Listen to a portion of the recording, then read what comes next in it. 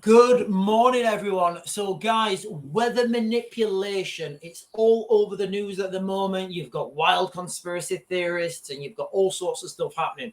Well, I'm going to tell you now that weather manipulation has been, well, guys, it's real. There's a lot, and I'm going to give you evidence that the United Kingdom has been heavily involved in weather manipulation since, from what we can understand, 1952. Now, I don't know whether what's happening in the United States with Hurricane Milton and Hurricane, what was it, Helene. I don't know if those are weather manipulations. I really don't. I don't have any evidence to say that they are. Equally, I don't have any evidence to say that they're not. There's lots of people out there saying that there were flight trackers and military flights seen in the area, that the exact area of this flight path. Well, not to debunk anyone, but I would say if we're talking about a deep state dark conspiracy, don't you think they'd have turned their transponders off, really? I mean, but honestly, guys, I'm not saying yes or no to anything. What I'm going to give to you is evidence that the United Kingdom's been heavily involved in weather manipulation since 1952. And then I'm just going to propose the question. Do we think that stopped?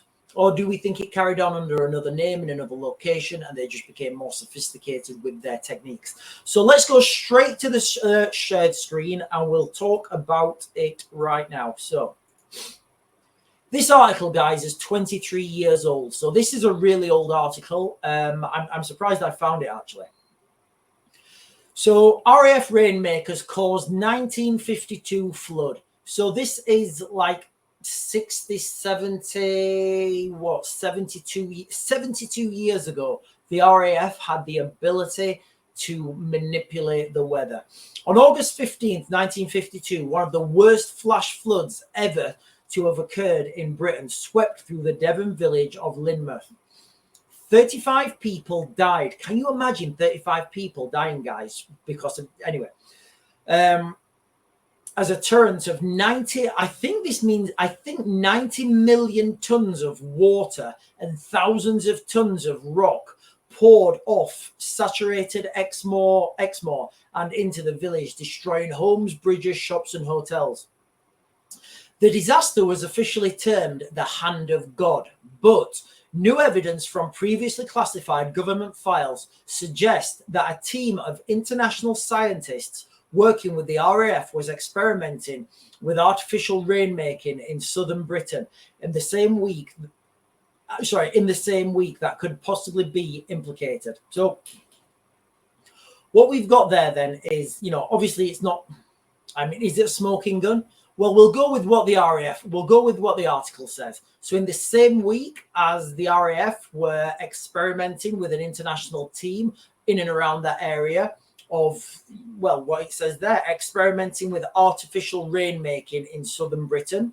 The same week, we have these massive floods that kill 35 people. Do we think they're related?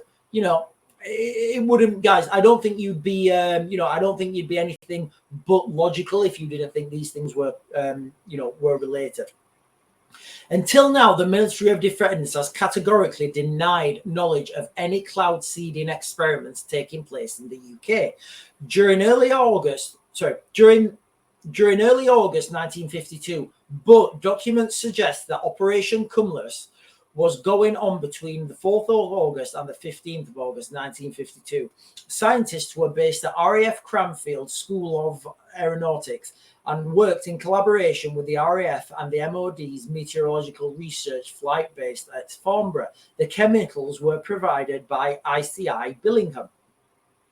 So I'll put the article in the description, guys. The article does go on and it is quite comprehensive and it does explain everything that happened and it is quite a fair article. But what the question I want to propose to you guys is, if this was happening in 1952, let's just go with what the article says.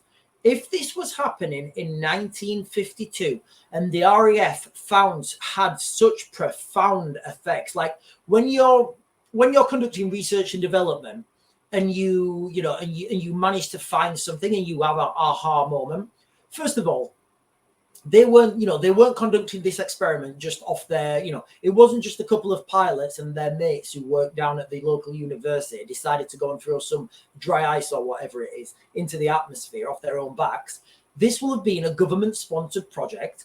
It will have had goals, aims, and achievements for it to produce the required effect. And the required effect would be to manipulate your enemy's weather in times of war.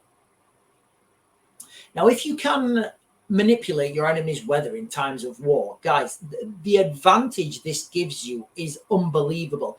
Can you imagine, let's go back to 1952, where they're all thinking about trench warfare.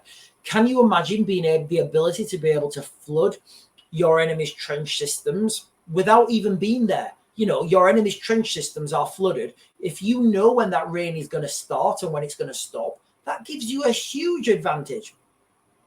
Imagine if the Battle of the Somme, you could have flooded your enemy's trenches 3-4 days, a week before your troops were going to assault. It would have changed the outcome of history. If you can flood your enemy's trenches and you know when that rain is going to stop, guess what? You start your attack as soon as that rain stops or just before it's about to stop. That way your enemy are bogged down, they're flooded, they can't do anything, they're not as effective, and your troops can get right up to them in relative dry weather, and your troops can push forwards. Now, if they had such, and again, it did kill 35 people, or so the article says, but the results, you can't deny those results, being able to produce that sort of a rainfall, being able to produce that much, precipitation, you can't say anything but that experiment was an outstanding success. So after they had this outstanding success, do we think that funding got cut and they said, oh guys, yeah, we can weather manipulate, but we're just going to stop it. We're not going to do that anymore. Of course not. Whatever department was funding that, whatever department was looking at that, whether that's a secret branch of MI6 or MI5, I genuinely don't know. Whether it's the energy, I don't know what department it was. And obviously, over time, these departments will change. There'll be you'll never be able to find out who did this or who funded it. Sorry, but the requirement, that's what I'm more interested in. What was the operational requirement for that exercise, and what was the outcome of that? So when they went back, and then the RAF guys, the scientists, they say, guys, listen, we did a massive mistake. It's a massive tragedy. But the experiment works. The chemicals we used, they worked. They will have said, right, okay, we need to change location. We need to lower the dosage, and we just need to make sure that this sort of stuff doesn't happen again. So this may have gone up to Scotland somewhere. Again, people are saying it always rains in Scotland. I don't know if there's any, if there's any correlation. But these experiments will have moved somewhere else. They will have continued. And they'll become more and more sophisticated. The more data is gathered, the more you understand it, and the more you can manipulate this weather. Now, so I'm just going to go off this article, guys. There's a lot more information that's out there. What I'm saying is the British government have been able to, the RAF, the British government, whoever, was in charge, have been able to do this since 1952, 72, almost 73 years ago. So will this have continued? Almost with 100% certainty this has continued. So that is kind of the reality. When people are saying weather manipulation is not real, it absolutely is, guys. It's been happening since 1952. Anyway, guys, I'm going to mag to grid. I'll get you guys another video later.